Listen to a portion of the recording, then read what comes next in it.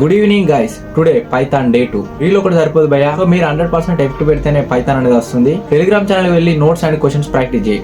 Topic లోకి వెళ్తే comments in Python.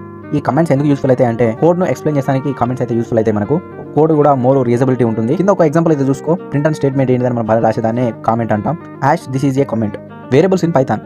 So variables ఏం చేస్తాయంటే డేటా యొక్క ప్లేస్ హోల్డర్ని డిఫైన్ చేస్తాయి. వేరియబుల్స్ అనేవి పైథాన్లో కొన్ని రూల్స్ అయితే ఉంటాయి. వేరియబుల్స్కు 4 రూల్స్ అయితే ఉంటాయి. ఆ 4 రూల్స్ ఇవే. వేరియబుల్ నేమ్స్ను లెటర్ ఆర్ అండర్ స్కోర్తో స్టార్ట్ చేస్తాం. నెంబర్లతో వేరియబుల్ స్టార్ట్ చేయలేం.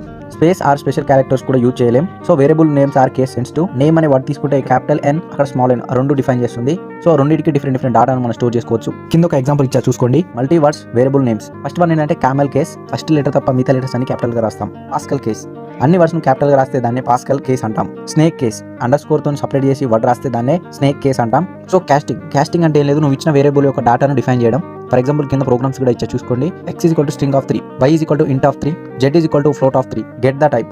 సో నువ్వు ఒక వేరియబుల్ ను టైప్ అనే ఫంక్షన్ యూజ్ చేసి రాస్తే మన యొక్క దాని డేటా టైప్ అయితే చెప్తుంది. For example x is equal to 10, y is equal to code with diagram, print type of x, print type of y. Type of x ఏంటిది ఇంట్, టైప్ ఆఫ్ y స్ట్రింగ్. ఇలా అయితే మనకు అవుట్పుట్ వస్తుంది. Variable names are case sensitive. Small a is equal to 541, capital A is equal to Python. ఈ రెండు words యొక్క data type అయితే డిఫైన్ చేస్తుంది.